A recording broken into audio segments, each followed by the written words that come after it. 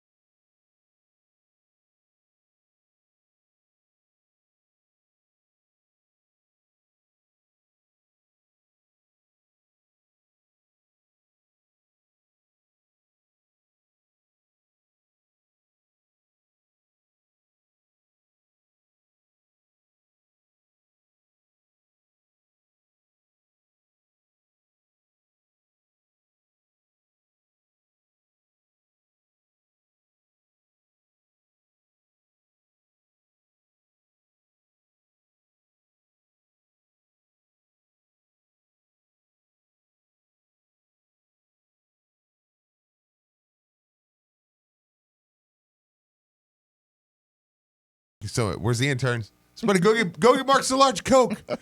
Somebody said the YouTube sound is. I just hit it. Oh, okay. Here's what. No, I thought about this today. Actually, getting out of the shower. That's what I think about the shower. Yeah, I know. Like everybody. Getting out of the shower, I was like, no team in recent memory has got me as. And people that I've been on this show for about 4 years now. So people know. Stop saying dates like that. I know. It is crazy. That. It is crazy. But look, people know. No team has got me as emotional as this team, negative and positively. Because, they have taken me to all-time highs, and they have taken me to lows that I usually don't let go publicly. What was the biggest low? Oh, the fact that you were tweeting about how mad you were? Oh, yeah. That was your low point of the year. And getting on the air and just like, they're done. Like, they're done. They suck. They can't win anything. Brian, we need to bring in an outside judge on it. Is Judge Judy really quitting, by the way? That's what I heard. Brian. Oh, man. That's big news. Steve Rummage just told a lie. Okay. He just said this year, as opposed to other years, no team has given him the highs of the highs and the lows of the lows, right? Not like this team. I could go. I was going to say, there's a reason we're called the cardiac cards. Listen. Right. Steve Rummage has never been as low as he was following the Duke game. Not one time this year has he been that low. The year before that, he was never as low as he was following Virginia. Listen, right? I'd say so. He was never as high as he's ever been after you busted. I totally Duke. disagree with you. because I didn't think either one of those teams had a shot in hell at winning the Final Four or going to a Final Four, winning a national But championship. you don't have Like the immediate you're, low. you're acting like you're mature and you see the big picture and all these things. No, but or no, this is the first year you saw the big picture. No, I'm overly guilty at seeing the big picture. Heck, I'm guilty of looking. You yell at me all the time about when it's December and October or December and January, and I'm like, yeah, cool, let's get to March. Like, what can this team do there? Like, that's what I care about. So those teams, yeah, the moment may have brought me just like, this is terrible. It's a terrible loss. This is a terrible loss. Or you're seeding. Just in general, just for tonight. But this team here. But I did say you judge this one differently. Yeah. So I guess I don't want to be inconsistent with my agreeance that you do game to game judge more long term. Yeah, and this game talented. and this team here, man, like, okay, we just threw it out there. Said 2013, they were ranked 10th. March 4th was when the new poll come out, and they moved up to 8th. So today, on March 3rd, 2013, they were 10th in the country. But that team was so good defensively. And so, you know what I'm saying? Like, Okay, let me ask you this, Okay. and you'll be able to keep your point. Okay. That team also had your trust because they had just came off a Final Four. Yes. Absolutely. Yeah, that's what I'm saying. Like, so when you take a 3-game losing streak there, when you go and you lose in 5 overtimes to Notre Dame, you never really lost that. You're like, yeah, but I mean, come March. Yeah, these are the same players that were in. This it. is going to be a great team. I mean, they're top 3 defensively. Like, we're fine. This team, we don't really know.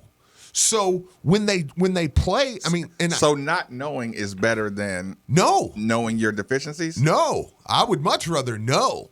Hey, look, I got one of the top 3 defensive teams in the country, and that ain't changing come March. Right now, here's the problem. And I'm guilty of this. I'm totally guilty of this, and I think I'm saying what a lot of fans can say for themselves too. When they go beat Virginia, I'm going to be like, they can win the championship. Let's go. Like, in a game that I think they're going to struggle to go down there and win right now with the way Virginia, and it not be a bad thing. I heard C.L. Brown say that this morning. They may lose this game, and it's not totally a bad thing. Mm-hmm. If they go down there and they play well and they compete and they do, Virginia can beat you, and that be okay. But here's the problem. All season it's been that way. They win at Duke. I'm like, book your hotel. We're in. They beat Michigan. We're in. When I watched them come back against Pitt and beat Notre Dame, and all, I was like, we're in. Like, we're good.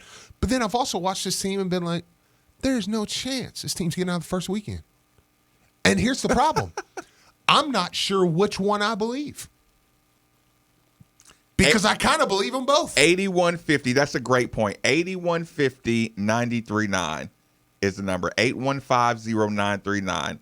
The text line's 3831-939, and the YouTube channel is up and running. Let me pose that question. It's kind of a loaded question because you've won more games than you've lost. So you're more. So you're automatically on the winning team. Yeah. Unless you take those wins and say which one of those wins, or some of those wins were kind of fool's gold. Mm-hmm. Some of those wins were just hot shooting no matter what, I think some of the losses, though, you could say the same thing. Okay. Which ones? Well, like Kentucky, for instance. The only thing you didn't do. I don't know, because Kentucky's playing so well now that maybe it wasn't as fool's gold as you thought. Oh, no, I'm saying the loss in general, though. The only thing you didn't do is hit free throws. But did you feel like you played well? I didn't think you played bad. I mean, you had a little stretch. What do you think Coach Mack thinks? I think he thinks his team played pretty well. He said as much after that Kentucky game. He's like, I thought they played pretty good. They just didn't hit their free throws. I mean, like when Louisville had that little stretch where it felt like Kentucky went on a big run there, and then it was like, all right, Louisville's like, let's change this up. And when Louisville was like, let's get it rolling. I mean, they dissected that game. So that was a fool's gold loss to you. Yeah, to me it was. Okay, Texas Tech. And that's no shot at Kentucky. Right, I mean, right. I just think you should have won that game. Texas Tech. No, Texas Tech. I think that was the first time I think it was a really good coach. I think they coached really well. Okay. Even though we don't know, we heard we got a bus beat pretty good. Would you say Ohio State? Maybe. I mean, You- yeah. The way Coach Mack sounded, it was kind of like, yeah, they just whooped up above Yeah, us. They, and we were missing a couple guys too. Right. You know, we didn't have David. We didn't have Malik. We didn't have, okay, that's 3. Okay, Clemson. Okay, well, let me go. Yeah, Clemson, Okay. Clemson's a good one. Clemson, do you believe the loss or the win? You get what I'm saying. no, I don't like. Yeah, like for instance, I saw Louisville Clemson right now because as of right now, with Georgia Tech being out of the ACC tournament, I don't know if people have heard that Yeah, yet. we're but talking about They that. withdrawed that, so they're not in the postseason. But it changed the bracket up, and we would play the winner of Virginia Tech and Clemson as it stands today. And I'm not 1 ounce worried about playing Clemson. You know what I'm saying? Like, I mean, and when I say that, of course you can lose, but I'm like, Yeah, but neutral site Clemson, like Yeah. you should not even be. yeah, of course I'm nervous about all games because I mean I'm in the Marcus Maven camp at the end of the day where I'm like they're all D1 players, They're like all- they can beat you. Yeah, just every guy on their Yeah. team just is the all-time scorer at their high school. Yeah, right. But I do think, I mean, yeah, no, I think that is more of a something what y'all just wasn't right. Clemson, Yeah. you didn't respect your opponent. No, Georgia Tech. yeah, same thing. Just y'all wasn't right. Like, even though part of me wants to say maybe Georgia Tech a little less because they did give you so much problem at home. Georgia Tech got you first, and then Clemson, right? Yeah. Okay. But Georgia Tech gave you some issues at home. Clemson was when Jordan didn't start. Yeah, and yeah. it It's was just from the beginning. It was over. Yeah. But I mean, you remember back here? I mean, Georgia. But yeah, Texter, that is those pins. whew. That is those pins he likes. Wait, go back to that. I want to see just to make sure. Yeah, it's called the Big Velocity. Velocity with a V, Yeah. 1.6. Yeah, You actually have those? I know. That's what they said. But Georgia Tech, I could maybe believe gave you a little more issue. Like maybe there's Maybe something they had something. did Yeah. because you struggled at home with them. I mean, they had a shot. I mean, Alvarado put up a shot with 4 or 5 seconds left that would have beat you at home. So, like, maybe there was some issue there. I'll give that one. Maybe it's more of a maybe Georgia Tech just tough matchup for you. Okay, Florida State games. I think Florida State. That one's First one tough. they busted you. Second one you played good, and they One, you kind of busted them, and then it's like God, but you just lost.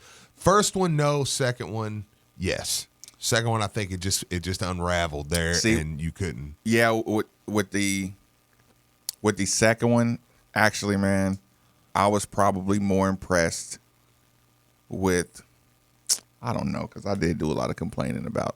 The second way the one, game was the called, second too. one, the second one just killed my soul. I'm still recovering from that one because I just haven't watched my team get boomed like that in a long time, maybe ever. Just like wow, we were winning the game.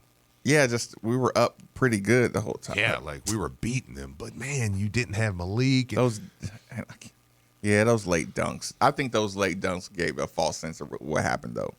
oh, sure. I mean, it made it a lot worse. Yeah. Yeah. And that one snowballed. That one late went from, That's not the one you lost Malik first. yeah, Oh, yeah, for what, second or third play. I'm interested to see this text whenever it pops up, because if this text says what I think it does, I've been reading a few of them, all pretty good here, but there's one in particular. Yeah. This text says, I feel like we're trying to convince ourselves that we're good right now. I disagree with it a little bit, but I agree with the premise, and this is what worries me about this team. Because I would change that text. I'm not trying to convince myself that this team's good. This team's good. They're top 10 in the country. They're they've won 24, 25 games already. They're a good team, but I'm trying to convince myself that this team is capable of not sleepwalking against Belmont and losing. That this team, I'm trying to convince myself that this team can win 6 games in a row. That there's something that they do that will allow them to win 6 in a row. I was listening to Drew Diener just saying, it's a good team, but there's something that's just really close to not clicking right. I know. And I feel like I'm comfortable sitting in that world, right? Because here's the thing. And everybody's heard the famous the balconies that are in, the coaches' offices, what I'm saying, Yeah. basketball gyms. Coach Crum's balcony was just an awesome thing.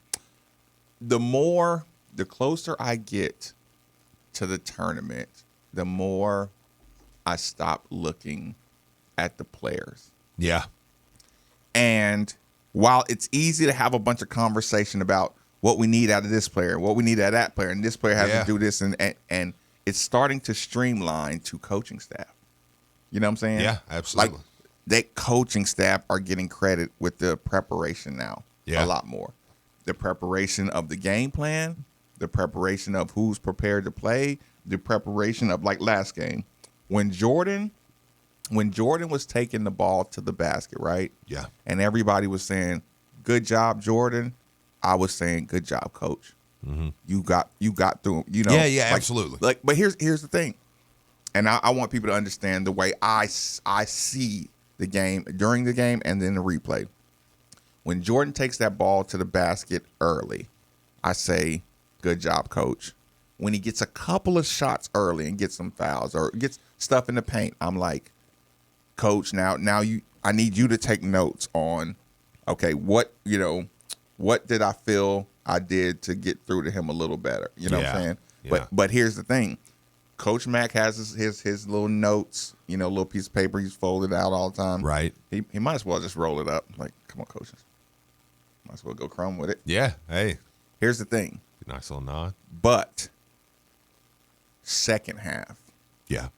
Jordan went back to the quick long distance shots. It was a stretch where he went back to Talking about Virginia Tech, right? Yeah, Virginia Tech. Okay. He went back to not diving, Yeah. once he got those inside shots, and then once he got a 3-pointer to fall, he was kind of going back to that. You know what I'm saying? Like, okay, now I'm like, okay, coach, is there an asterisk at the top of your paper, like the most important thing? Every time you open that paper and look at your notes in the middle of a game, it should be super asterisk, like Jordan rules. You know what I'm saying? Yeah. How do you get him out of? Yeah. No, just anytime you use the word rules, I I knew, go back to that story. I knew that's what you thought. I knew that's exactly what you were thinking of. Yeah, but seriously, okay, the second shot that Jordan takes, that's a settle And outside. let me clear. You mean like Jordan rules, like these are the rules for Jordan? Yes. Okay. When he makes a play, like these are big time demerit. Like I have a plus section and a minus section. Fair enough. And if he does one of these 3 minus sections, you know what I'm saying, 2 times in a row, 2 times, we gotta have an immediate interjection right now because this is tournament basketball. I can't lose Jordan for 12. I'm already gonna play you 36 minutes. Okay. Pause there for a second because Katie George said something the other day, and she said it. I heard her say it on the air, so I don't think I'm saying anything. Because me and Katie were having conversations, right? KGZ. Yeah, me and KG were just we're conversating and stuff. So, anyways, she said over in the huddle, Jordan Wara, coach pulled Jordan Wara out and said, you look tired or whatever, and Jordan said, I was, but I wasn't going to ask to come out, but I needed that. Demerit. Okay. Demerit. Yeah. See, because I tend to agree with that too, because I'm like, look, I need you in there, but I'd much rather have you in there as being able to do everything. If you need to come out, come out. No. Here's the problem, and this is Tournament Maven. Yeah. Tournament Maven says, duly noted, Jordan. Yeah. Have a seat. Yeah. And I go to my coaches. Well, we do trust Tournament Maven.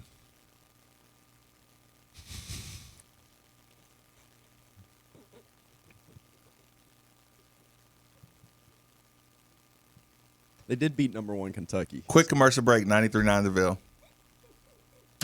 With same-day pickup and delivery, you know who really loves fresh food? Amateur chefs. salad lovers, barbecuers, smorgasborders, hors d'oeuvres, fondue and flambeurs, midnight snackers, brown baggers, bakers, and throw it in the microwavers. At Kroger, you can get all the fresh you want at a great price with same-day pickup and delivery. Because we believe in fresh for everyone. Hey, this is Steve Rummage, and I have one question for you.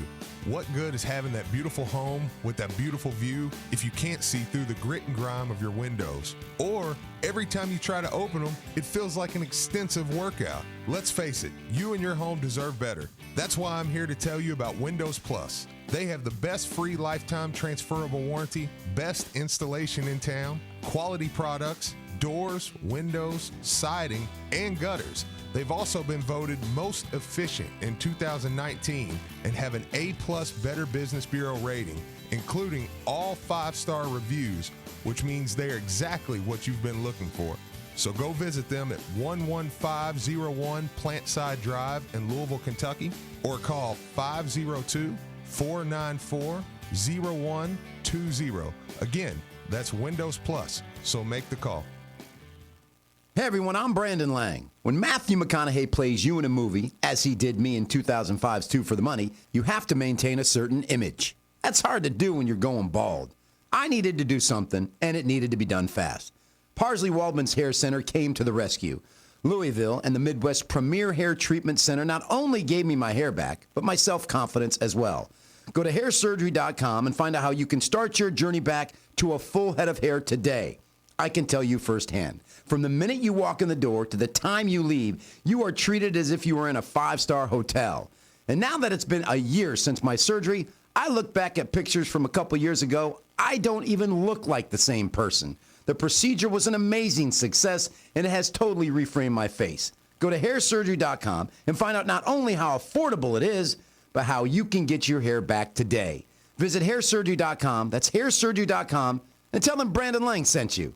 If you're celebrating Lent and looking for something delicious, then come on over to Cattleman's Roadhouse, where you'll find 5 brand new and delicious dishes that'll help you celebrate the season, but not sacrifice the taste. Enjoy our tasty Boom Boom Shrimp to get started, or our sumptuous Fettuccine Alfredo with blackened salmon or fried seafood combo. Cattleman's Roadhouse Lent Specials, where a great steak is just the beginning. Have you been in a car wreck? Insurance companies can be really tough to deal with on your own. I'm Sam Aguiar, and our team is here to help. We have been fortunate enough to represent thousands of people from Kentucky communities, and we would love to speak with you about your potential case. Our team loves what we do. The consultation for you is free, and we don't charge you anything unless we win the case for you. So come be a part of our team. Our phone number is easy, 502-888-8888, 502-888-8888. Maintaining a high standard of using superior quality natural ingredients is how we make Four Roses.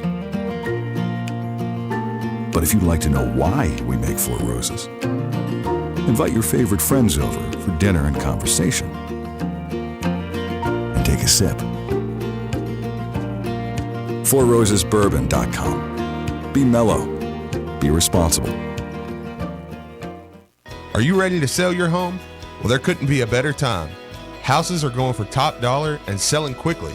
You need to call Jill Blessinger with Keller Williams. She has a team of professionals that will help you sell your home quickly and get the most for it. She is a professional home stager and photographer. And when you are ready to buy, she works with Becky Bleemel of Caliber Home Loans. She makes the loan process very simple. And if you mention you heard this on Middays with Marcus Maven or ESPN, your appraisal is absolutely free.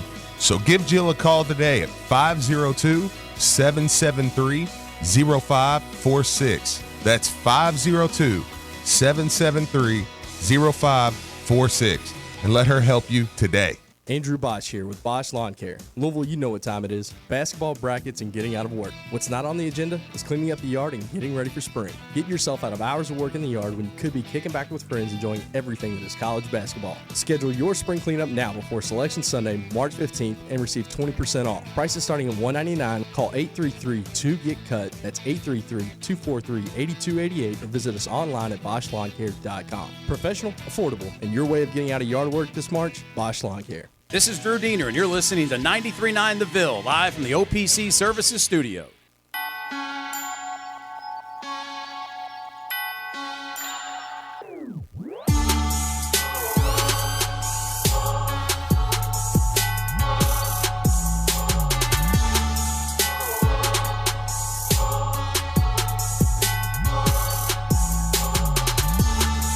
You're listening to Middays with Marcus Maben, broadcasting live from the OPC Pest Services Studio on 93.9 The Ville. Now, here's Marcus Maben and Steve Rummage. As I was saying, Steve. Okay. Tournament Maven. Let's just start the show. Let's start right back where we were. It just, sometimes you say things and then in my brain, I think it, and I'm like, well, I don't want that. And then I say it, and then I'm like, my bad, I should have said that. But I can't help myself. Oh, I know. Tournament Maven. Yeah, you played well. Said, yeah, right. In a quiet moment, that's what I say to myself. Truthfully, y'all, I'm going to be honest with you. I needed a coffee bad. And I was like, look, I know if I say this, he'll take one of his little breaks. So I need a coffee bad. Okay, but I do think, all jokes aside, the point you're making Tournament Maven says. Talking about Jordan Ward asking to come out of the game. Jordan. Or not. You just told me you were, and here's the thing. There's no shame in this one. I am a coach. You are a player. I get paid to make this decision for you. Anyway, I get paid to decide on how much confidence you have in yourself and how much I can provide confidence and how much I need to draw the line in your self-confidence. Yep. This is the relationship. This is the back and forth. So you don't take it personal when I take you out, but that statement, we write that down. We write that down. Absolutely. And we say Jordan does not have the maturity to decide to take himself out of the game. Yeah. I'm not mad at you, Jordan. I appreciate your honesty, right? Coaches, you're going to have to pay particular attention when we're going to have to tighten our leash on Jordan. Mm-hmm.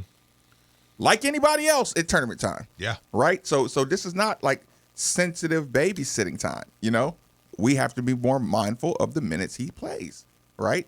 And know that he's not going to look at us and say, Coach, take us out. So anyway, when you look at, like I said, the when I make the Jordan rules, now I'm going to add conditioning or not conditioning. I'm going to add some note that says if he looks tired, just pull him. Yeah. You know what I'm saying? Mother of God.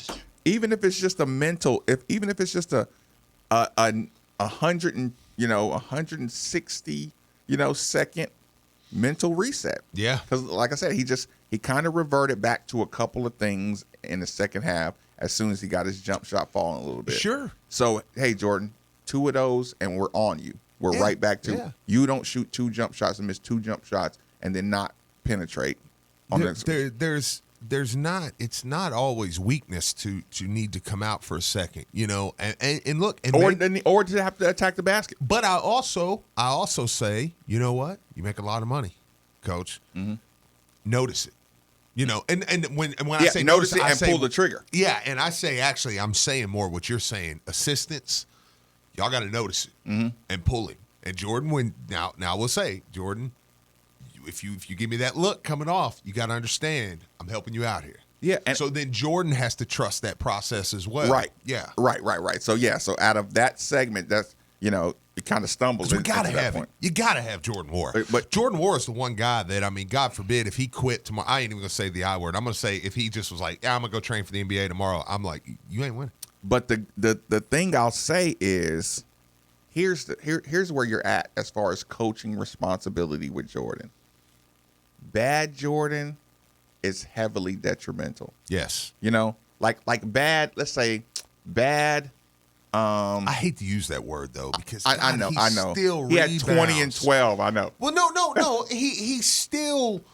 The problem is Jordan's one of those stars. I saw stars that shoot at the level Jordan. I mean, the volume that Jordan does because he does. Yep. I mean, he's a volume shooter. It's our original point with Jordan versus Russ. Yeah, we made that before the season even started. Like I said, you have the benefit of retroactively looking at Russ, but if you look at what Jordan Bree said, but here, I will say this, and I'll finish my thought on bad Jordan. Right? Yeah. Bad Jordan is the dribble turnover. Oh yeah, it's a bad one. That's absolutely bad. Jordan is a don't come meet the ball. Bad Jordan, right? And the bad, like those are his three Achilles when he's not having a good game. Yeah, it's because he's not meeting the ball. He's taking the quick, unbalanced shot. Yeah. You know what I'm saying? And he's getting beat, right? Yes. And here's the thing: I don't let his 10 rebounds give that bad Jordan pass because those are in 3 ways that you're costing us possessions and points. Fair enough. Versus your rebound. Sure. I think we rebound well enough to where if you're not out there, we're still going to rebound the ball. Yeah, because I think our bigs is what would happen is a lot of times you see our bigs rebound numbers go down because I think that they box out. They do a good job, and other guys come in. Clay did that. Clay Crowder, he did that to me all the time. Stole all, one of my best friends in the world. But my God, dude, I'm over here. I end up, coach is looking at me like, Rummage, in 30 minutes, you get, 4 rebounds. I'm like, well, you know what? How about the 2 guys I had on my hip? All right. No, listen. But my point is, if Jordan didn't rebound our bigs numbers, Malik would get that. A lot more. That was actually that was the worst thing I hated about playing professional basketball. I hated that there was a fight for free throw position offensively to get the nibbling free throw. You know what I'm saying? We had that conversation the other day when I was at my angriest at Jordan one time. I think I was talking to you, and I was like, don't even let him. I can't remember. It was Clemson, maybe. I said, don't even let him at the bottom. And I say this knowing that moms and pops probably listen. So I'm like, no, they're listening now. I know. And moms, like I said, moms is the one that scares me. But I'm like, dude, don't even let him at the bottom of the free throw line for him to get some garbage rebound. Get 4 or 5. And end up getting 20 rebounds. Right. And you did nothing, So listen, there's a harsh truth to the extra bonus rebound. Again, I didn't like it in professional sports because people were fighting to get that one. Oh yeah, and then their their plus minus at the end of the day it was just because of those rebounds. And I'm like, you had 7 free throw rebounds. I know. You know what I'm saying? Yeah, and you ended the game with 9. Yeah, I was gonna say you had 3 real rebounds, 3 real defensive rebounds, and 7 free throw. I will say I don't accuse Jordan of that, though. I mean, all jokes aside, that was me in the Clemson game. But in the Clemson game, he sucked. I was ready for him to go. No, I'm just talking about what helps the team and hurts the team and the balance between them both. And I say that a healthy, rested, energetic, and here's the thing. When you play 36, 37 minutes, you coast naturally. Your brain coasts naturally. Oh, yeah. Guys that stay on intense level the whole game, you know what I'm saying? They're not here. Listen, I had this conversation with somebody one time. I said, do you know how hard it is for people? I said, if you sit in a class, the human brain, they tell you, I mean, when you're preaching, even they're like anything, you're like, dude, you really truthfully have people's attention for about 20 minutes. You know what I'm saying? Like in class, it's the same way. If you play 35 to 40 minutes every single game, I don't care that you're even in the game. The human mind, it's hard to keep the attention of anything for that long. And I do think there are points during the game where he does it. I think Dwayne does it, where you kind of, maybe Dwayne don't. Dwayne's a cyborg, but but where they just you do coast a little bit. No, listen, Rick Pitino, originally first time I started hearing about analytics was his study on keeping college kids' attention, and he particularly moved the scouting tapes at Kentucky to 8 minutes because he was like, that's as long as I'm gonna have these kids' attention in the scout deep film. attention. Yeah. Yep. So they spliced it up to make it 8 minutes, and that's all I can get. You got to force it into that little area. Yeah. Point being, 28 minutes of Animal Jordan is 24 and 14 guy. Easy. You know what I'm saying? Easy. But 36 minutes, it's going to be a lot of cruise time, and lack of urgency on this shot because I know I'm, you know what I'm saying? Because I know I'm going to get 3 more within the next 3 minutes. You know what I'm saying? Yeah. Like a minute on the bench for a intense, really good basketball player, a minute or 2 on the bench is like, do I have your, every like say you play 5 and you take 2 off, you're going to be playing like your hair is on fire for a lot more of the game. Yeah. Than not. So I would just be very, very mindful of the minute part. Text says yesterday, guy says Dingadale would be better for this team than Jordan. I disagree. Okay, here's what I want to tell you. Whoever that guy is, I want you to never speak to him again. Like, physically run when he walks near you. Because if that's an opinion that man has, I can't have that in my life. Just a little advice to the text line. Bobby, thanks for joining us on Middays with Marcus Maben. Fire away. Man, you just derailed me with that comment there, Steve. Yeah, I know. You're right. Like, I'm had all these talking points ready, and then sorry. you throw that in there. It caught my eye, and I'm like, is that what that guy said? Welcome to our world. Yeah. Sorry. Oh my gosh, I just got nauseous. Like we're the UK fan base or something like that. That uneducated about basketball. Good Lord. Perfect, man. But first of all, I just want to thank you guys. I call into the post game on occasion, and I try to listen as much as I can to this show. And that's just because you guys take calls, and it means a lot to me as somebody who is trying to become more educated in basketball, and especially college basketball, that we have 2 guys like you who are so educated, and I can bounce different analysis off you guys, and you'll tell me, hey, you're wrong here or you're right here. So I just want to thank you guys. Appreciate for being able to take calls and kind of roll like that. But yeah, thank you. Speaking of analysis, no problem. Speaking of analysis, so watching that game the other night, and going back to the North Carolina game, our offensive rebounding and rebounding in general in both of those games was fantastic. And really, I have to attribute it to Jordan and Johnson being just so aggressive and getting to the hoop that it's just opening up the offside rebounding. Like when you drive, you're drawing that middle person out into outside the lane.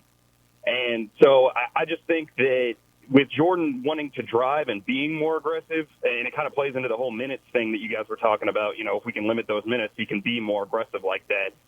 But I feel like that's the reason for our success, really, more than almost anything, is when Jordan is aggressive like that and Johnson is aggressive like that, it opens up that weak side rebounding area and then kind of gives us the ability to get that second chance opportunity.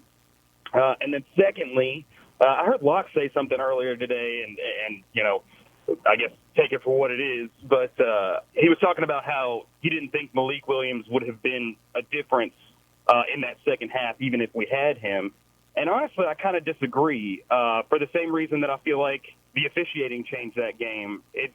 It's not necessarily the one play that I feel like Malik would have been a big difference, but I feel like he would have changed the game in his offensive rebounding and his aggressiveness and his kind of elusiveness under the basket. So I just kind of wanted to hear what you guys had to say about that. I'm not saying we would have won it, but I'm saying that I think that game would have been very much so different. So just kind of wanted to hear what you guys had to say about that. And like I said, I really appreciate the show. You guys have a good day. Bobby, I appreciate the call. Yeah, definitely. Let me, a few things. Shower us with comments, and you can talk as long as you want. Compliments, yeah, no doubt. Compliments. I know what you meant. Comments. Comments too, yeah. Here's the thing. You made great points. I'll go down the list. Okay. When you say, Bobby, when you notice the offensive rebounds, okay, I have to be very descriptive about how I feel about that statement you made. And it might make everybody in here uncomfortable. But when I'm alone in my room, sometimes you're not going to make me more comfortable than Billy Reed today. So. What'd you have for lunch, Steve? So you go right ahead, buddy. So here's the thing. When I'm talking to people, when you and I are having back and forth, when anybody's asking me anything about Louisville basketball, right? Yep. I have this little secret tucked away, right? and it's mine, and I haven't wanted to share it. I haven't wanted to put it out there. This is like between me and Mac and 3 players. This little secret. Yeah. But what we have brewing underneath the surface is in the lineups that have Fresh and David in the game. David's playing the 2-guard spot. Okay. If Fresh Kimball gets the ball to a shooter, do you realize David and Dwayne are 2 rebounders? And you have a big man floating around, right? And David and Dwayne like to rebound. David is Terry Rozier reincarnated. You're starting to see that David has said, rebounding wise, I don't have to have the ball in my hand on this offensive possession. And if Fresh does anything to get some motion going, if Ryan, or whoever it's Sam, if it's Sam or Jordan, if they take any kind of reasonable shot that we expect, you're going to see David, who has an awesome nose for the ball. Dwayne has a motor. Dwayne and David can read each other when they attack the rebounding lanes. And keep in mind, you still have a big man somewhere around there, ready for a tip in. On the low, people, on the low, this team could unleash hell on the offensive boards. David likes it. Yeah. Sam likes it. Mm-hmm. Dwayne really likes it. We're yelling at Steve a little bit, you know what I'm saying? And towards the second half, Steve decided he wanted to participate in the second effort. He was good. To get to the boards. Yeah, he was good. Add Malik to that. You know what I'm saying? When he's ready, as far as just nose to the ball. Yeah. This is late season. Offensive rebound, which won't be on the scout report at all. Well, there's no way to scout it. You're right. You don't run. Offensive rebounds are all effort. No. And what I'm telling you is, when I say there's no scouting it, there's not going to be a statistic on your page because we weren't an offensive rebounding team for 70% of the year. No. So it's not even, analytic scout guy. Yeah, you can't even say they're a great offensive rebounding team. You're just, you know what you're saying? Like right now, if you go back and look at the tape, you're going to say, oh, they rebounded pretty well against so-and-so, Yeah. But that's about all you're going to say. Like when you play Michigan State, you just know our 5 practices leading up to Michigan State better be about rebounding. Yep. Because they're animals, right? Yep. Late season, you've discovered a great rebounder, in my opinion, in David Johnson. Very 100%. strong, very strong, sure-handed. Sam is as good of an offensive rebounder as Jordan, in my opinion, who doesn't get the minutes and the, like when they both have an opportunity to get the rebound, Sam defers to Jordan. Sure. It just happens, But I'm saying Sam is there. Sam's a great rebounder. Around the same You'll time, see that Jordan. next year. Sam will average 8 to 10 rebounds a game next year. Okay. Yeah, So absolutely. like you and again, go ahead and get your minutes with Jordan out the game. You have an offensive strategy of, of rebounding. Of if, like I said, if we see this shot going up, getting on the glass, David, man. like Dwayne is going to benefit from David so much. 100%. Because most of the time, Dwayne's the only guy that's been shaped for the last 2 years. Like I said, our anger at Steven is he accepts the box out too early. But he's trying to stay out of foul trouble. I get it, Yeah. So I can actually consciously see him think about going for it and not want to get the foul because Coach Mack is really hard on foul. Yeah. On foul. So Dwayne is usually the only guy by himself. Yeah. Around the ball. And he doesn't get it. And we say, yeah, but he's going for it. Yeah, absolutely. And over the course of a game, he gets his total. But now with David in and Sam in, we're getting extra possessions. Yeah, you're right. That will stop bad runs, bad stretches. Mm-hmm. So, Bobby, to your point, that offensive rebound you saw, you were seeing as of late, wasn't a fluke. And if he's saying he's trying to get a little more in depth with the game of basketball, man, look, Bobby, you're on the right track because that's a good observation to know that, to see just the simple of David starting to get to the basket, Jordan because it's so hard. That's the problem with 3-point shooting. If that's your calling card, it's so hard to offensive rebound that. Unless you're the guy that shoots it. I mean, the thing is guys that get to the bucket more, Dwayne getting that curl a little more, David now gets to the bucket. Fresh has made an attempt to get to the basket a little more. Yep, he spins. Yeah. Try to force his way to the basket. And even if that's a shot in the heart, just, you know what I'm saying? Like, then that still is a softer rebound. That allows offensive rebounds to be had.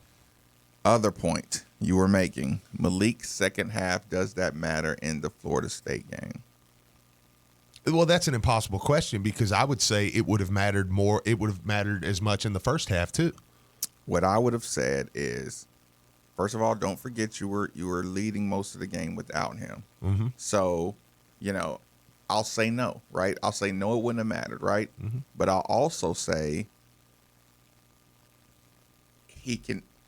His attitude was deflating on the injury. Yes. So maybe if you didn't have him, just because he had the flu, it would have been different than seeing him over there crying and hurt. Man, that hurts, man. You know what I'm saying? You know he's a leader, man, and you know he's hurting. So while I won't say that made the difference on the court, it might have made a difference. The dude had 2 points and a rebound in a minute and 15 seconds, and got a defense, and he got a wall up that stopped the bucket. Yeah, it would have made a difference. It would have made a difference in the first half and the second. In hindsight, I like what position it put us in. Yeah. And I'm not saying anything about what Locke said because I didn't hear Locke's whole point on that. So, I mean, he may have, and Locke's pretty knowledgeable about all that too. So, I mean, I would defer to hear his whole point. But, yeah, no, it would have made a huge difference. We are rolling along. Brian Hall, hold on. Okay.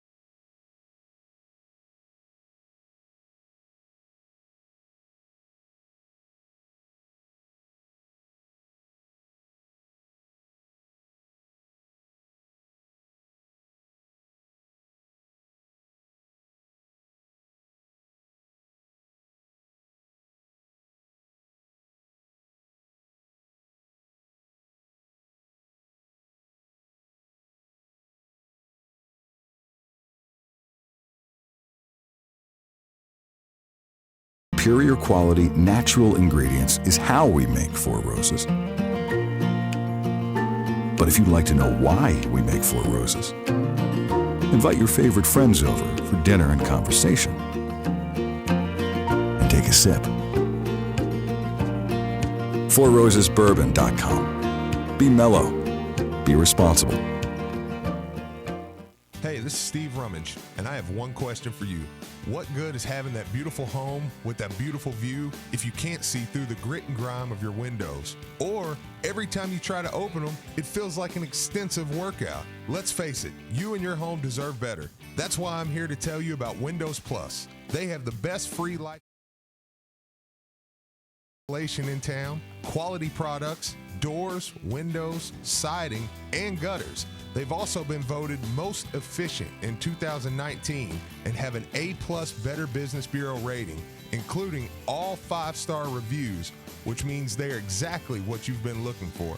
So go visit them at 11501 Plantside Drive in Louisville, Kentucky, or call 502-494-0120. Again, that's Windows Plus, so make the call. Great job, Steve. Thank you.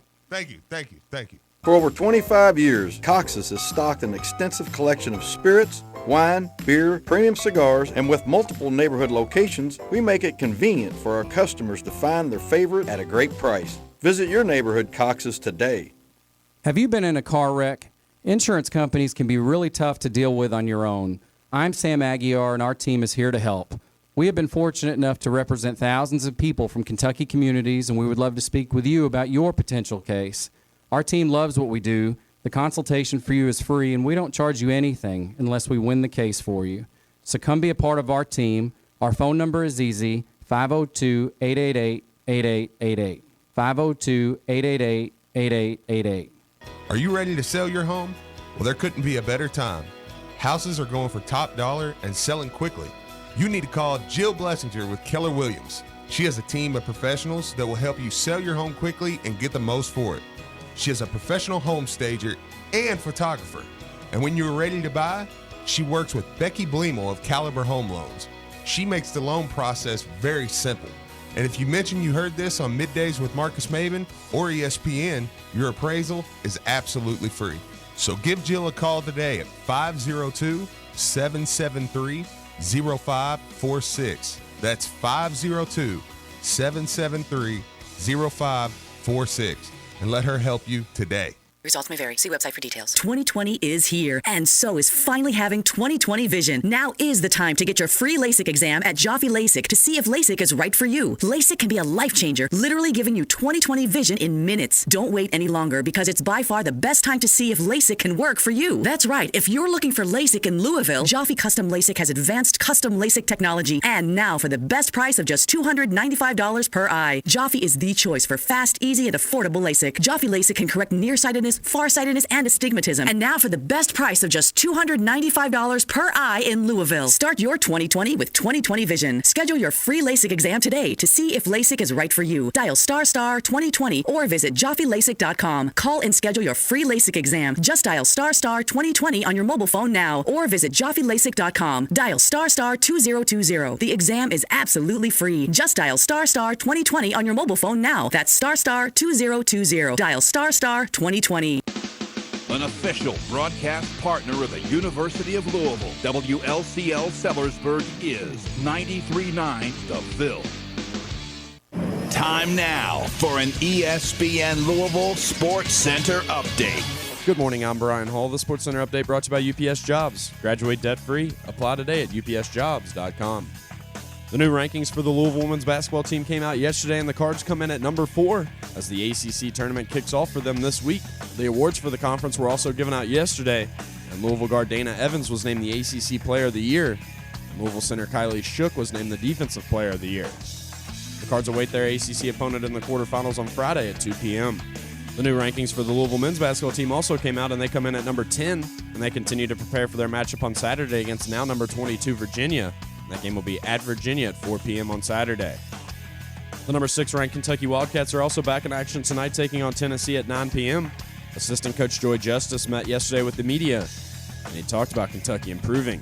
Whether it's in March, whether it's in November, even playing Evansville, you try to get better each time you step out on the court. And I don't think that changes, this week. I don't think it changes when we head to Nashville for 1, 2, 3 games. Our goal is to get better, for individuals to get better, and for our team to ultimately become better. Cats and the Vols are set to tip off at 9 p.m. Cats are currently 8.5-point favorites, and they tip off at 9 p.m. tonight, which you'll be able to catch on ESPN for TV. But be sure to catch all our post-game coverage on our sister station, ESPN 680, immediately following the game. And last but certainly not least, the 8-3 Louisville baseball team is back in action today, taking on Morehead State at 3 p.m. at Jim Patterson Stadium. You'll be able to catch that on our sister station, 1450, and we will catch it in progress immediately following the drive if the game is still going on. Keep it locked here. Middays with Marcus Maben is next. This is SportsCenter.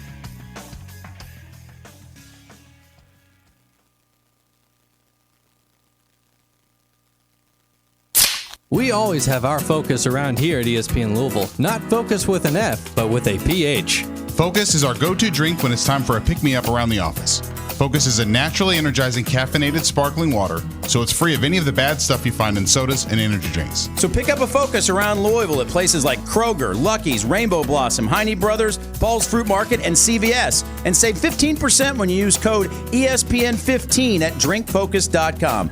PHOCUS. Try it today. At Which Wich, they believe that a great sandwich has the power to make any day better.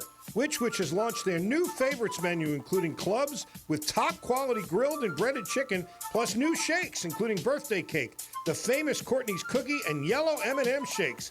2 area locations, 221 South Hurstburn Parkway and Old Brownsboro Crossing. Mention ESPN, you'll get a large build-your-own Wich for just $6.80. Order online or download the new app. Which Wich, superior sandwiches.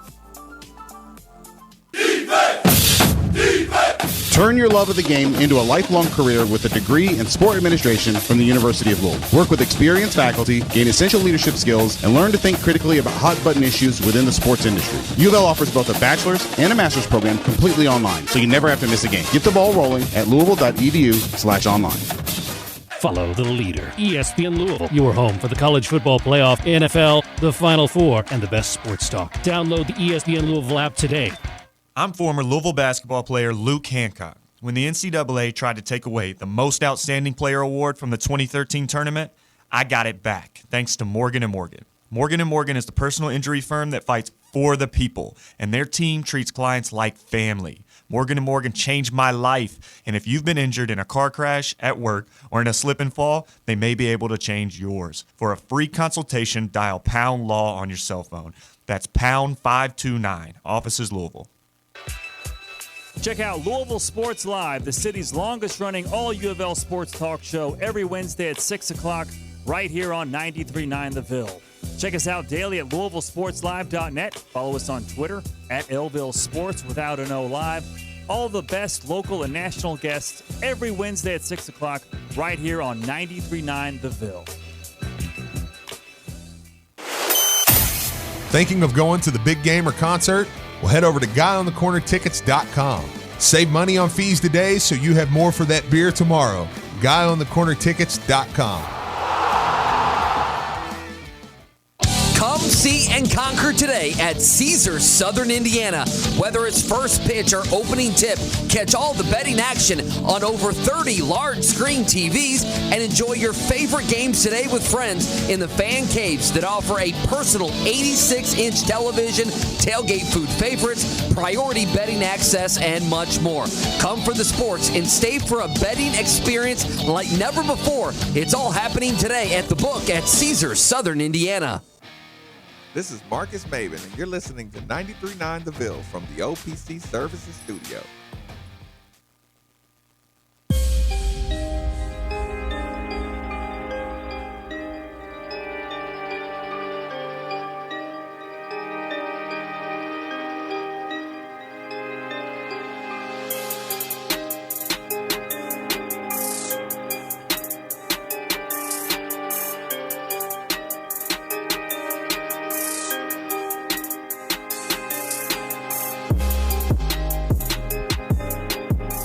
Middays with Marcus Maben on 93.9 The Ville is broadcasting live from the OPC Pest Services Studio. Now, here's Marcus Maben and Steve Rummage. Well, it's brutal. What's I that? just every time I see you about to start talking after your name, I'm like, this dude, hey, look, I'm like, this dude has, like, I'm not even here. It's like, and with Marcus Maben, and Marcus loads up. Like, don't act like I don't see you do it. You load up like, all right, let's go. And it's like, and Steve Rummage. And you're like, oh, yeah. Oh, do I cut you off? No, you don't. I just watch you load up okay. ready to talk. Before they even say your name. Yeah. Ah, He's yeah. like, with Marcus Maben, he's like, no. Okay, let's stop on that one for a second. It's fair enough. The reason I do that is because coming out of the music, I'm normally going to have a long-winded response. Right. So I have to start taking a deeper breath before it gets to the Steve Rummage. So what you I like see that. is me loading up. So I'm like, that was good. You spun that well. I go, welcome back. It's Middays with Marcus Maven, 8159 for people, and I go, so I need a full breath on that one, Okay, Steve. fair enough. Listen, let me. Okay, it's the beginning of the hour. Let me get a couple things off my plate real quick. First off, you're getting a lot of mileage off your little tournament Maven joke. Am I? Really? Yeah, of course, Jeremy. Make sure you rub that in a little bit. Cardinal Corey. Just enjoyed it. There. That's brutal, man. Listen, they were good teams. You lost to good teams, all right? I'm sorry. Don't patronize me. No, I'm not. Okay. First off, it was Creighton before Creighton was Creighton. Listen, hey, I don't know about the Creighton team, but I do know the Gonzaga team was good. Like, that was a good team. When you look back, you're like, they had a squad. They were. Yeah, so, but here's the thing. Over the weekend, they weren't as good as me. My faith was restored. Well, not restored, but did you talk to Gibbs yet? Not at all. About the AEW paper? Not at all. Okay, listen, you need to. One of the best wrestling shows I've saw. And if people don't know, like, I'm so angry at WWE right now. No, for real. No, for real. Yeah, like I'm out. Like I took off my DVR recordings and everything. I was like, I'm done with y'all. Y'all piss me off. I'm out. So, but I will say, man, listen, I cannot. If you are out there and you even think about wrestling, you need to check this AEW out if you haven't. It's incredible, Marcus. I'm telling you, bro. All in. It's amazing. You were pumped that Sweeney was even. Yeah, Sweeney shot it. I haven't asked him about that yet. Like, what the deal was with that? Yeah. So I mean, look, dude. And they only have like 4 pay-per-views a year. So, dude, I forked my $50 out, $49.99. It didn't kill you. No, they're on. And look, they're on every week on Wednesday nights on TNT. Look, man, I'm telling you, you're going full advertisement. It was awesome. I've watched it from Pope the very joining beginning. He's with NWA right now. NWA started this thing, a pretty cool thing. It's on YouTube, and it's like old school studio wrestling. Mm-hmm. They got a lot of big names. Like, it's actually really cool. Speaking of big names, this guy's going to come in and do a show with us. You know that name? I don't. You do. Hold on, people. Just bear with me for a second. I'm listening. Oh, yeah. Yeah, he should. He was excited. He was excited about coming in. Oh, absolutely. He's gonna be it's gonna be awesome. Oh, we'll do some business. I'll do some business with you, man. Dude, don't do that, Steve. Listen. See, that's why I don't bring guests in here, Steve, because you start trying to interject your listen. Oh yeah. You better not mention business with him. Oh yeah. No. Dude, this dude's the best on the planet at what he does. Oh no, I know. No, I know. I'm gonna have to go out and grab me a pair of all whites from somewhere. And hey, doctor these up. Hey, the other thing too, I do want to get off on a more serious note. Nashville had the tornado last night. Mm-hmm. I did give Doug Beaumont a ring this morning. Talked with him a little bit. Him and his wife were safe, but it actually hit their spot.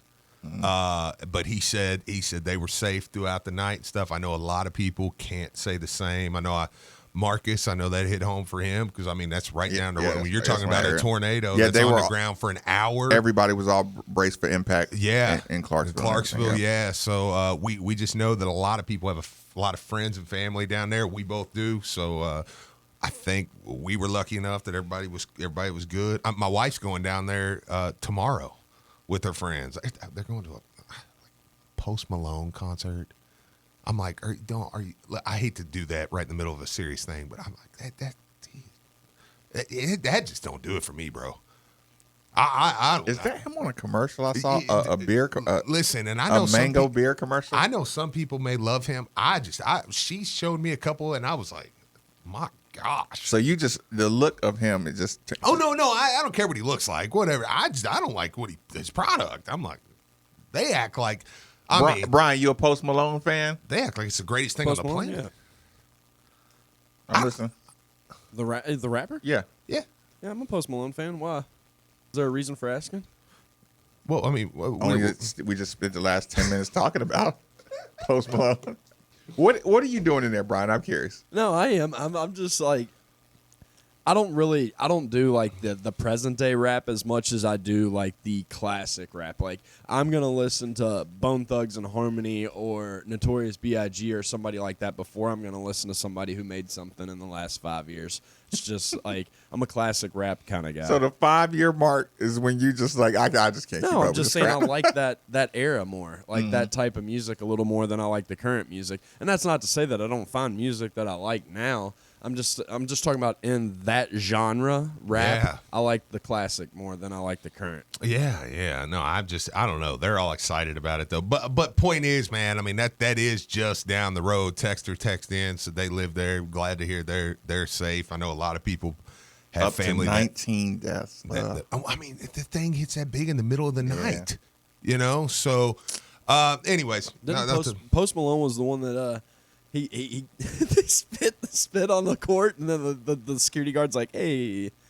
I don't know. I believe it. That sounds never like mind. no. Who was that rapper recently? You know what I'm talking about? Went to the Lakers game and he did the Triple H and he spit his water out, and then the security guard was like, "Hey, I need you to sit down." Yeah, I do remember that. Who was that? Oh, it was just the other day. It was like 2 days ago. There was a rapper sitting courtside, and the Triple H theme song came on throughout the stadium. And Triple H does a thing where he like puts water in his mouth and he spits it out, and so he walked out on the court. I'd kick did his this, ass. He did that and there's around like a me. security guard like, excuse me, like not kicking him out, but like you need to sit down. Yeah, I did just see that video. No, that wasn't Post Malone. There's a key factor there. Yes, that I guy know the factor. looked much different than Post Malone. Similar to what you two, Spike Lee. have, not in common. What do you think about Spike Lee? What? Oh, Bad Bunny is his name. Bad Bunny, that's right. I thought that was a girl. Wasn't she the one? Oh, I thought that was the girl that was like, "Catch me outside." I mean Buffy? Yeah, and then there was the Spike Lee thing last night. No, what happened with Spike Lee? I'm not aware of this. So basically, there's a camera view, and it's like down the hallway, and it's like under Madison Square Garden. Okay. So you can't really make out that it's Spike Lee, but there's somebody talking to security guards, and they're just You know yelling. it's Spike Lee's voice though. Okay. And basically, the rumor was that James Dolan was not going to let Spike Lee into Madison Square Garden anymore, so the security guards were not letting him enter. And now it's can coming out imagine how reports Spike Lee today was. Yeah. that the Madison Square Garden has changed the entrance and exit for courtside seats, and there was a misunderstanding. But can you imagine what Spike Lee was like if they wouldn't let him in? Oh, well, anything he said was fair game. Y'all owe him an apology for Oh, not, yeah. for not, I don't- for I not don't- letting him know. I don't even know the whole situation, but oh yeah. Let's turn around. I mean, he's on First Take. There it is. That's it. Oh yeah. He was on First Like Take this today. is the way I describing come it. in. I've been coming in this way for 25 years. I've been buying your crappy product for 20. Oh, yeah. No. Ever since, actually, more like 35 years. Look at him. He's saying, and listen, that's how big he is. That happened last night, and he's on First Take, sitting with Stephen A. and Max Keller. Oh yeah. in the morning. Oh yeah. No. That's. Oh, I don't even know the whole. I don't even know what he said. I haven't heard the clip, but whatever he said's fair. I'm like, dude, I've supported y'all when you were good. Supported you when you were crap. We'll get right back to basketball after Yeah. I tell this little piece of a story, and I've told it before, but I think it's important for me to say this tell this story once a year, right, for the rest of my life. Yeah. Whoever those security guards were at at Freedom Hall that night, that y'all didn't let Daryl Griffin pass in that locker room, and you put me in the position to try to bring him in, like Marcus, is he with you or something? That's pretty funny. I'm like, if y'all don't get out that man way, and here's the thing, Steve, I'm right there, and those fans started kind of, you ever see just like when people start to notice something might be going on, Yeah. and just every fan kind of walked by, and just, Oh yeah. and then all of a sudden people started slowing down, and it was one of those, listen, fellow officers, in about 13 seconds, people are going to realize what y'all are doing, right? Yeah. And have you seen Soccer Mobs? Yes. It was about to turn into the full deal soccer mom. And those officers started to feel the energy. Like I said, they still had no idea what they were doing, but they felt the energy of something something's brewing here. And I don't know what it is, but it seems like we're at the center of it. And eventually it was. That's brutal. Right? I mean, I say that, but I watch my guy on game-to-game basis. I've watched this dude. If anybody knows where we sit, then we'll get back to the team. If anybody knows where we sit right there on the corner. Don't ever, oh, man, ever try to cross the guy that sits right behind. The guy right to our left that has the grayer hair and the mustache. That dude's willing to die. I mean, he's willing to die before you step off that step. Yes, not one step down. And I've watched him stop Rocco. I've watched him stop Kenny. I've watched him stop Vince Tyree. Coach Satterfield. Like I mean, Coach Satterfield was literally like going to do an interview.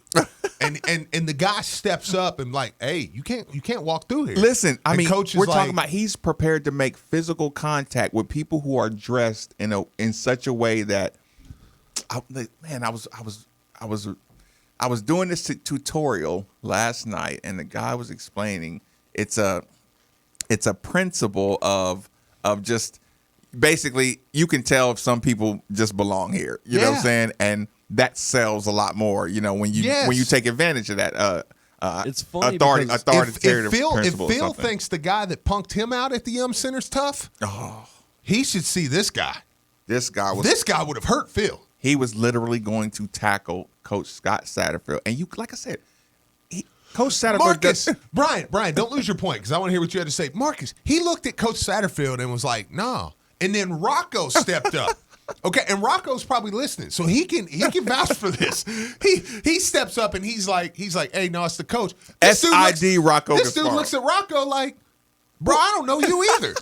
Like, you ain't coming through here, right?" Yeah, like it was one of the craziest things I've ever saw in my life.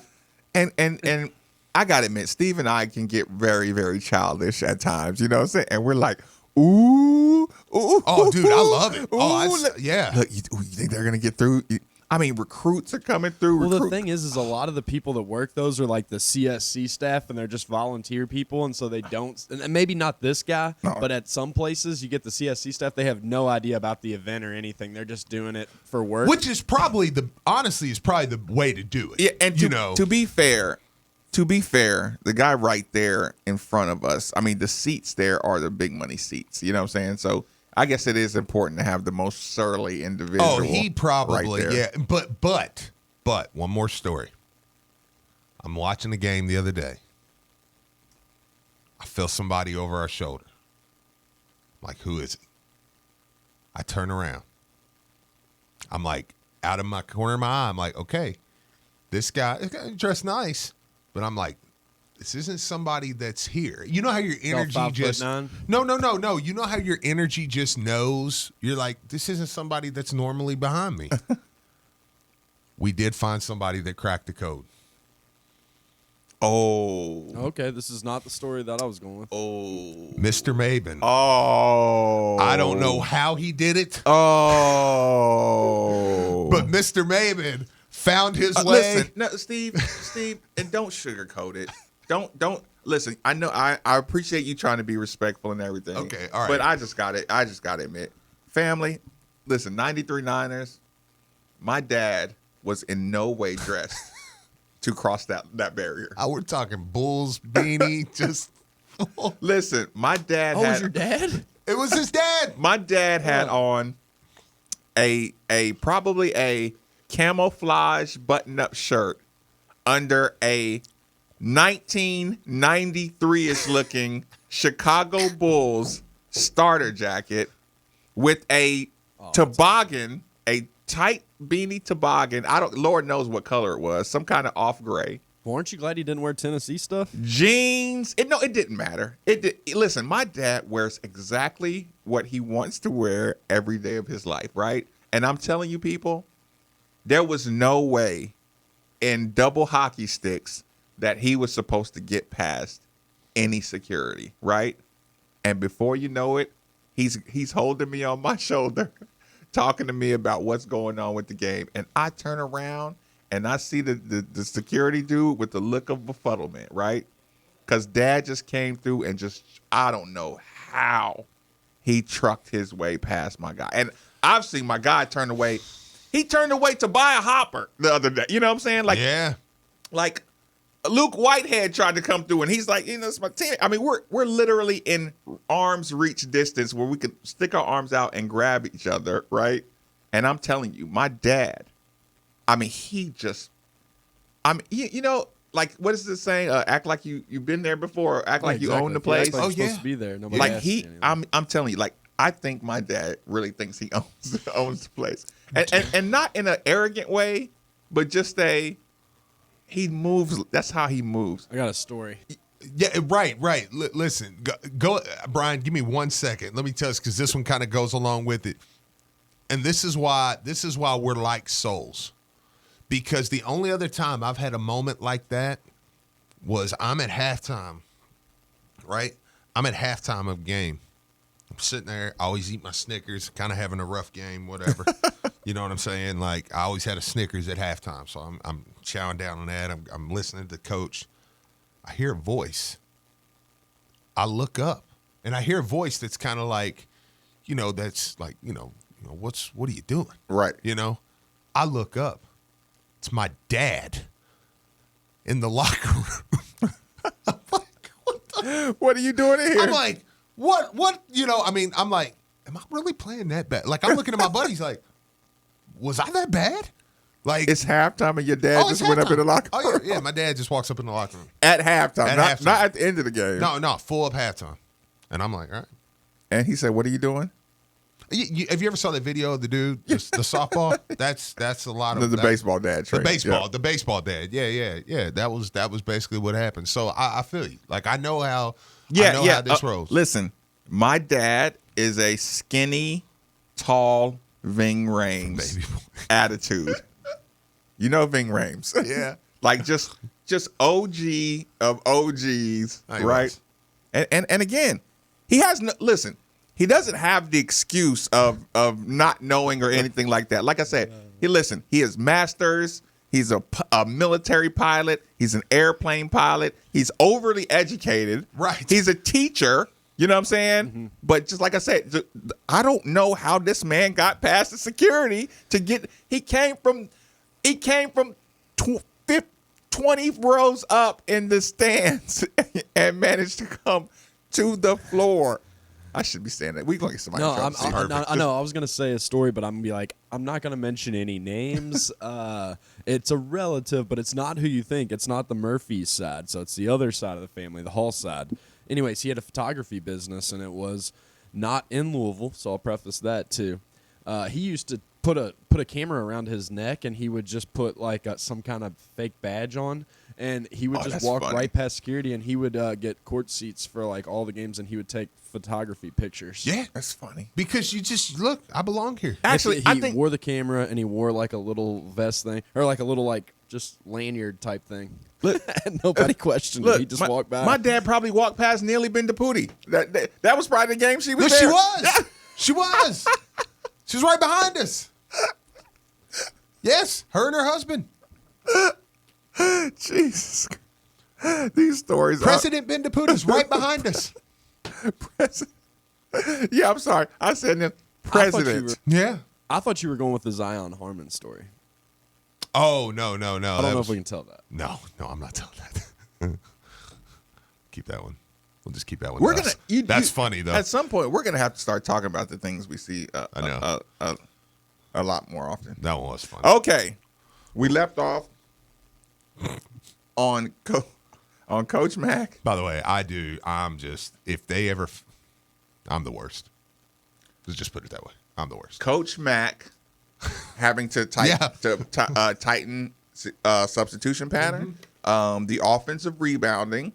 I made a joke during the commercial break that the offensive rebounding has to be a focus moving forward because there's such an opportunity there. Yeah. Because like I said, if you're gonna be jump shot team, you know what I'm saying, which we are, you're going to have to add some offensive rebounding. Yeah, to man. But that's so hard to do when you're a jump shot team. It's so hard to be a big-time offensive rebounding team and not get to the basket. The one thing, I hate Kentucky as much as anybody on planet Earth, but the one thing they do so well every single year is they get to the basket. Whether they hit it or not, they get there, they put it up on the glass, and then let a couple, even if it's Nick Richards, E.J. Montgomery, I'm not saying that really to knock them, but that's not Karl Anthony Towns and Willie Cauley-Stein and stuff. Even if it's just solid 6'10" athletic dudes, they can go get it and put it in. Like it's the game is simple, and, man. Yeah, and listen, we have increased the demand for inside shots. Yeah, Baylor did that a lot too last night. That is one thing. I mean, I watched Baylor last night. To round this thing all the way back to the first question you asked me about Baylor, Texas Tech last night, I did watch a Baylor team that had dudes that would get to the basket and would watch Freddie Gillespie and those guys just look. Freddie Gillespie was playing D3 ball, okay, but he's big and he's athletic and he just went after the rebound. He goes after it when they put it up on the glass, and it's making him into an all and he's all conference player. I don't say D3 to knock him. I mean, he's worked hard. He's got where he's at. I mean, he's legit. But when you go D3 to number 1, 2, 3, 4 team in the nation, that's a huge. It's insane. Yeah, man. that's and it's also saying coaches assigning a guy maybe streamlining a mission, and him executing that mission. Yeah. Okay, so those two things are kind of like things we're just gonna look for out of coach down the stretch. Give me another. Give me a third thing that is gonna be and I'm talking about I know we do this a lot. We do this especially post games. Just the quicker solutions that I'm gonna look at the coach for instead of the player. Man, see, this is tough because the one thing I want to say is offensively, but I just, after watching older Xavier games and I think offensively we do what we do. I think at some point it will look a little better because I also can't deny that Coach Mack, when he come in, we were like, oh man, his teams are always in top 10 offensively. I really do think that there will be, I'm going somewhere where the texter's going right here. But just offensively, I think it's more just personnel for him. I do actually think this, as good as this team is, and I know you can roll your eyes if you want and say this is a homer thing. Steve's just pie in the sky and thinks, oh, it's good. I really, truthfully do think that you're going to see in 3 years how much you're like, man, he really didn't have the players to fit what he wanted to do, did he, that year? Even though his roster, it's almost a double negative, even though his roster is super talented. Yeah, I think he respects, put it this way. It would be like Coach Boeheim taking a bunch of kids that are terrible at zone. Like, well, yeah, but they're loaded. Yeah, I just think he respects their shooting ability so much that it's just like, I mean, here's the problem. Like, I always criticize, and I'm not saying critique. I'm always critiquing to be a better team, right? But I also critique with empathy. And here's the thing: if your style is like, let's say your ideal roster is Texas Tech, a bunch of 6'4" to 6'8" guys. Just say that's your ideal team, and you're saying I can rebound out of that, I can keep big men out the paint with that, and I can be coordinated enough to make it happen. And I give you Steven and Malik and Ryan and Jordan. Like if you did a shooters, you know what I'm saying, just shooters in college, these guys are gonna rank in your top, you know what I'm saying, top whatevers. Even if you're just adding free throws and touch from distance. Jordan is kind of what you would have wanted. Yeah. Right? David is exactly what you would have wanted, but the fit between Malik and Steve and Ryan and you know what I'm saying, and your grad transfer. Man.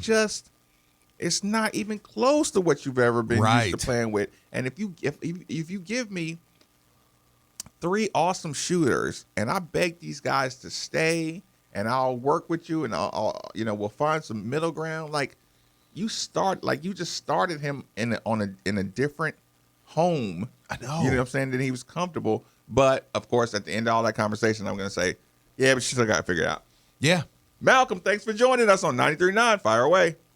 Yeah, Steve. I want to come and see you wrestle again, Steve. When you gonna wrestle again? Man, you know what? I feel like that there may be something coming in the next few months, and when it is, I will make sure to let you know. Oh yeah, let us know over there, Steve, so we can come and support it. Cause I'm a wrestling fan too. Ever since the days of Jerry Lawler and Hulk Hogan and George the Animal Steel and all that. Listen, Malcolm. My pops used to take me to Louisville Gardens on Tuesday nights, man. I would watch Jerry Lawler, all them, man. Remember Bill Dundee? Bill Dundee, Jeff Jarrett was there. Oh, I did it all, man. Yeah, absolutely. I used to love it. I hope they open back up the Louisville Garden Zone, some kind of degree. Because right now it's just a standstill. Absolutely, man. Marcus, I want your opinion. Do you think we still going to win? You're still in the hunt to win it all? Or do you think, that the one out the door, the more realistic is maybe hitting an Elite 8 or something like that? And I take y'all answers out today. Y'all have a blessed week. I'll talk to y'all soon. Yeah, for sure. Sir.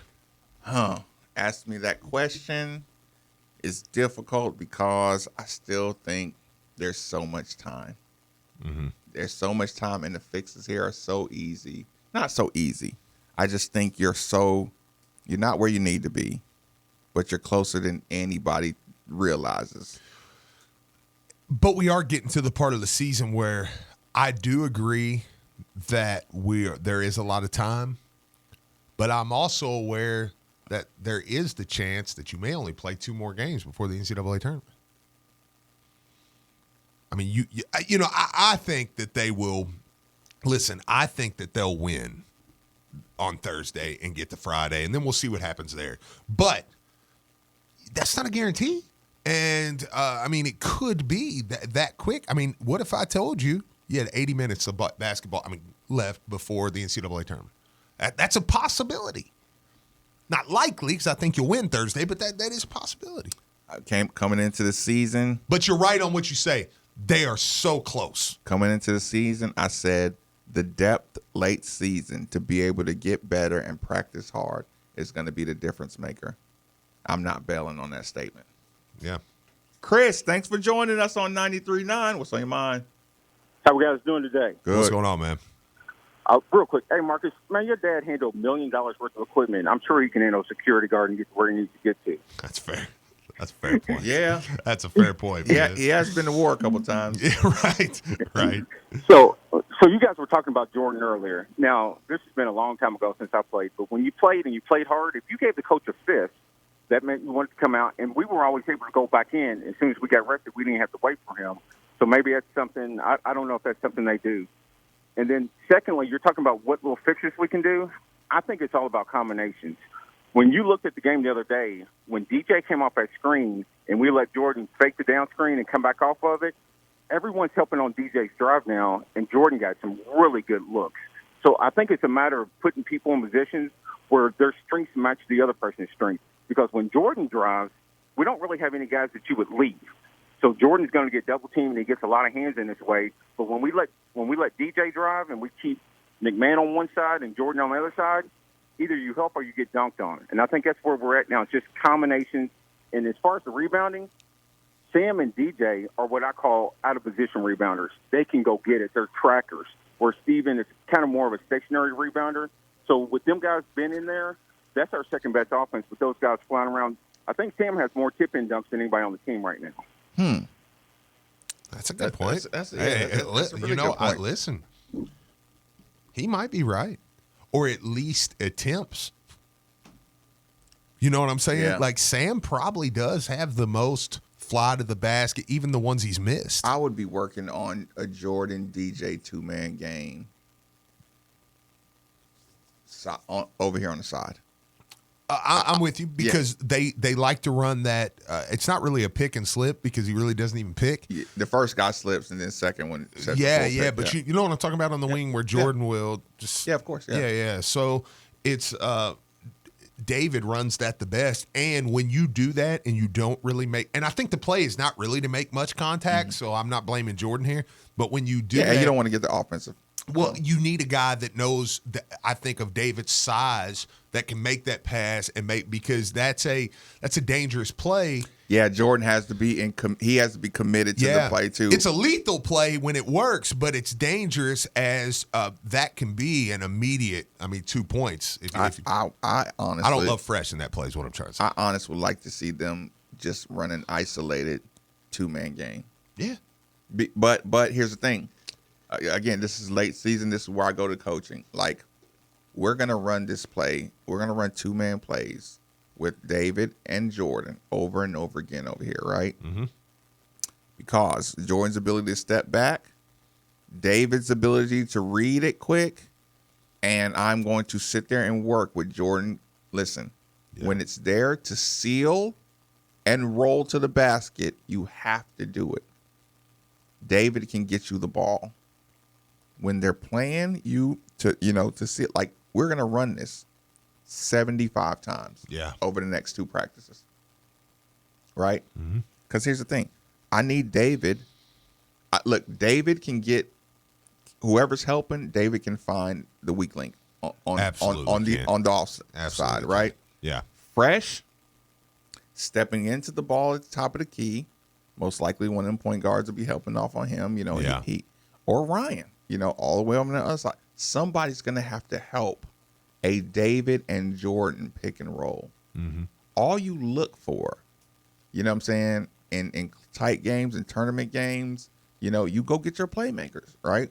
So right now, I would commit to late game, David and Jordan. Y'all have got, and like I said, when Jordan steps back, he'll be in an isolated position and he shoots that ball, and David will be in the position to rebound. Dwayne will be crashing, from one angle.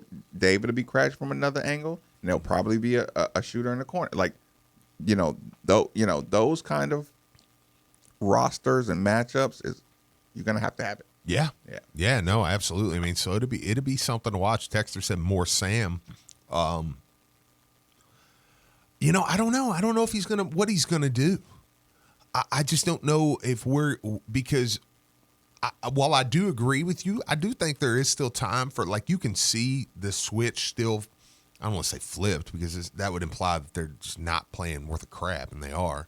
But I don't know that there's a lot of change personnel-wise you can do at this point. Let me ask you let's just jump out of all this for a second. Okay, I like that. We watched the game, and we watched Fresh chase his man off those screens. Yep. Darius, he looked like he was locked in, a shark in the ocean. Yep. When it came to chasing the guy off the screen. Yeah. First round or two, score guy. Is Darius gonna pop back up? He did last year around this time. He did last year. I don't know, man. I don't know. I said this a couple weeks ago. I said I still think there may be a game that Darius wins for you in Greensboro or even in St. Louis or Cleveland, the week one. Like Walden Tensai. Yeah. Does Darius show up just on some? I don't hate it. Yeah, I don't hate it. Defensively, it's like just don't hurt us offensively, and because that's a game, man. You remember Darius was good against Virginia. That's a game like maybe you do take a guy like that. Do you put him on Kihei Clark? Could. Yeah, you absolutely could, man. Just like wear down a rotation. But if Darius will buy into that, is the team getting deeper late season? I think so. That's exactly what I was about to say. Because if Darius keeps buying into that, like it looks like he is, Darius now becomes a 15 to 17 minute defensive stopper Like a real one. A real one. That's a new weapon we didn't have. Sam has now become a 17 to 19 minute do-it-all. That's a weapon we didn't have. Like, that is true. I mean, he was good, but I think that was by design. Marcus pointed that out. Help. Yeah. Kihei Clark, I think that they were letting Clark get to the basket. Yeah, because he doesn't hurt you on his finishing, Right, like he does with his dishes, right. And I saw he yeah, was and getting around Darius, but I'll deal with Kihei Clark scoring 14 on Darius rather than Kihei Clark, having 7 and 12. Yeah. So I think that's, but yeah, I mean, no, you have pieces that are starting to, I don't know that you're deeper, but I think people are finding the role. And it's like, okay, which in turn makes you deeper. Does Malik play? Yeah, I think so. Out of need, or you think he was? I think he's good. If so, I think he probably would have went Sunday if he had to. But if there's any doubt, I'll take a loss Sunday or Saturday. That's where I was going with this. Yeah. If there's any doubt in him, because he's another one. You can't lose him. If he looks like he's not committed to running or rebounding, 2 minutes. Mm-hmm. You're out. Yeah. I'm not taking a chance. I would be surprised though if he wasn't dressed to play. I mean, we'll see what his minutes are, but like they're not going to want to play him. Oh no! I think you give him a go. Now, if he's practicing, I mean, we'll find it. Coach Mack will probably talk Friday, so we'll know a little more then. I don't know if he's practicing right now. If he's practicing right now, I think he's good to go. Yeah. Is he on the zero gravity treadmill? Maybe. I mean, because Malik's not a guy that needs practice. I know. I mean, you know what I'm saying? Yeah. This late, he's a guy. He's played a lot of ball. And Texter, I know what you're saying. He didn't want to sit out. But he's not going to sit out. Yeah, it's back to the Jordan Wara point. Like, his value says, I don't know if Yeah, no, it's not. Yeah, it's definitely not about would he play. Yeah, he would play, guarantee that. But I don't know. Yeah, I don't know. I would take Fred. Fred Hina would be a big deal here. Okay, down the stretch, I want to refresh our original conversation as far as Jordan Wara goes. You brought it. Katie George reports that the coach actually addressed Jordan looking fatigued. He said Jordan admits that he was tired, but he wasn't going to ask to come out. Just to kind of refresh that one or recap that one. I'll tell you what, though. Also, and Katie George does a great job. Also, but man, there is part of me too. It's like, how much can sideline reporter like? I don't like that. I don't like how sideline reporters can listen in to a huddle and take that back to the air. Mm-hmm. Which great job. I mean, that's what you should do. That's your job, And it's not just all sideline reporters. I mean, men and women. I mean, what's worse, that or mic'd up people on this football sideline? Mic'd up don't bother me because you everybody knows you're mic'd up. Hey, bro, I'm mic'd up. Like there is a mic'd up don't bother you? No, I'm surprised. No, because they look, there's a code in football. It's like, hey, y'all, I'm mic'd up today. There's no way. I mean, I haven't been around a team in my life that could handle a mic'd up teammate. Yeah, but I also think that mic'd up. I think the NFL. But it has to go through them. It has to go through them. So I think that a lot of things that are said, and the NFL is very strict about that stuff. So that don't bother me. But man, I just don't like the idea that sideline reporter can listen into a huddle. I'm fine with listening into the huddle, but then take that back to the air. And say, dude said he's tired. I mean, think about that. It's like, Jordan Wara said he was super tired, but he didn't want to come out. Like that could potentially hurt his draft stock. I mean, I know what you're saying. You know what I'm saying? You're trying to make a point. Yeah, it could. That's information that Jordan shared in a huddle with his team that could, maybe it hurts his stock. B, I mean, that could be something another coach could use. You're just going worst case scenario. Yeah, stuff like that. Yeah. I don't, and it's not just Louisville. I mean, they do it all the time. Like, I don't know. I don't like it. That's me personally. Not a big fan of it, but whatever. But yeah, so he did moving forward, do you expect less minutes out of Jordan or more? Probably about the same. I asked the question about team depth because I just think you need to see less Dwayne, less Jordan on the court. That's that, but to me, that's 100% on Sam. Maybe on Quinn. On how they play. Because I do think the fact that he put Quinn in the first half, I could see a little more of Quinn. Like, probably not much longer than he played the other day. He bricked that shot that he put up. Yeah, but I could see him gaining a little more trust where it's like, if I need Quinn for 30 seconds, game time, I can get 30 seconds to a minute out of Quinn. So I would be, I wouldn't be shocked to see him a little more. Yeah, 30 seconds could be 3 possessions, Right. I mean, in a game. So, yeah, I think that, But you get my point as far as less minutes out of those guys. Oh yeah, I mean that would be ideal. Yeah, and I'm like I said, I'm not talking about their play not being deserving of the minutes. I'm just saying I just think you maximize. If anybody remembers the story of the Oregon run, what's his name, Prefontaine, you know what I'm saying? Yeah. Just him actually having to learn that. Listen, your energy conservation is more important than just going all out or cruising when you cruise. So yeah, that's just the Jordan thing. That would probably be my number one. Like let's keep him fresh. Yeah. Just in game. Like if keeping him fresh is the only way he's gonna attack. Like I guarantee he probably shoots a lot more jump shots when he's tired. Oh, 100%. Like anybody else. Yeah, so, absolutely. So yeah, I would 100% say I pass out of the post a lot more when I get tired. You know what I'm saying? Finisher, you got position right there. I know. I'm like, yeah, well, cut. I'm tired. Malik Williams coming back, helpful for Steve or hurtful? I think we're past it. I don't know. I mean, Steve's going to get 20 minutes. So Steve is playing well or not well is 100% dependent on Steve. Yeah, you're going to get 20. You're going to get 20 some minutes a game. I mean, depending.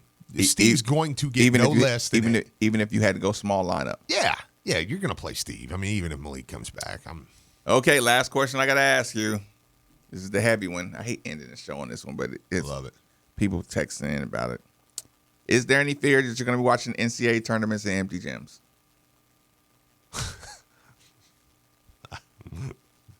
Be a nightmare for this team.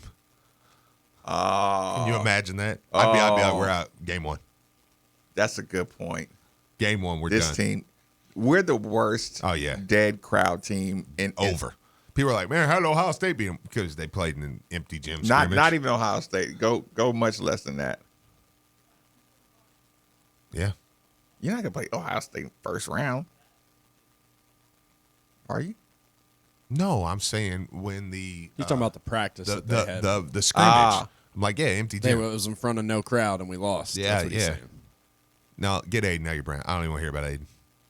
He's hurt. He's not playing. Even if he's healthy, he's not playing.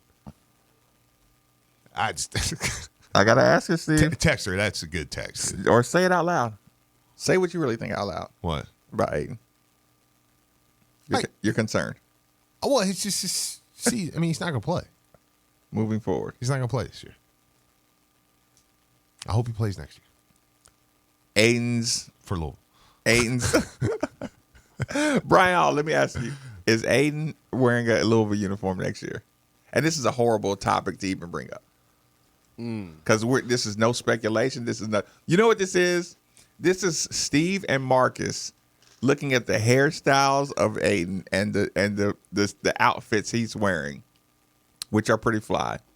And we can't tell if he's having fun, just doing some sideline stunting, or is he like, and this is us saying I would be frustrated if I was Aiden and I got the welcome, I got the Irish Hulk, I got all the love, the paintball pics, like all the love that he got leading up to the season.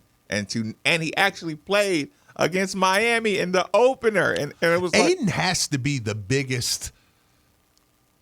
I don't know how to word this. He had to have the biggest differential in coming in to what actually happened. Like, because coming in, it But was we like were kind of warning people. I mean, like, No, I'm not. Listen, y'all, you, Steve, Luke, Ennis, Diener, Valvano, all y'all can say that we all said slow down, right? And that's one I'm going to take with me. Look, that's one of those bags that I'm going to pack, and I'm going to carry that cross with me that I think you could have got more out of Aiden this year. You could have got something out of Aiden. I'm with you. Listen, I never said that. Yeah, I'm with you on that. I You never could have got was- more out of Aiden, but I'm also on the side that I thought people had kind of to Steve's point. I think people had way too high of expectations because they physically looked at the kid and was like, "This dude's a monster. He's going to come in and dominate." And it was not going to be the case when you got guys like Steven and Malik on the team. Yeah, just one day in a very relaxed environment, I am going to be sitting with Coach Gaudio. You're going to find the real Christy. story out? Yeah, and we're all going to be sitting, having a beer at Roosters, and I'm just going to be like, you made me look so bad on this. And Mac's going to be like, yeah, I brought him in, not planning on playing him till year 3. He knew that. No, and look, I can see him. If Aiden can't play till year 3, that's a failure on Mac. No. I would say that. Yeah. No, he has to play next year. I could see Coach Mac taking a sip of his beer, right, and leaning to me and saying, "You know what? I'm glad you brought that up, Marcus. Let me tell you about Aiden, right?" And I'm going to lean forward and I'm going to listen to what he says about Aiden. And if at that meeting I leave, you know what I'm saying? I guarantee that two things. I'm going to have an opinion about how wrong I am, right? Or an opinion that you just don't like Aiden. Yeah. Right? Like either I'm really, really wrong or Aiden's just not your type of guy with the skill set he brings or something like that. Because, again, we've played against guys who were so much less talented than Aiden, you know what I'm saying? And they had a job, you know what I'm saying? A defensive job and an offensive job. And it didn't have anything to do with, having skill sets and things like that. I saw him shoot free throws. I saw him catch the ball around the paint, you know what I'm saying? I saw him, again, over an extended period, probably misses all kind of assignments and things like that. But, with me, I didn't say he was going to be starting or balling or anything like that. I just thought that his hustle and energy could, for one, be utilized, in foul trouble situations, injury situations, and as a punishment to Steven and Malik.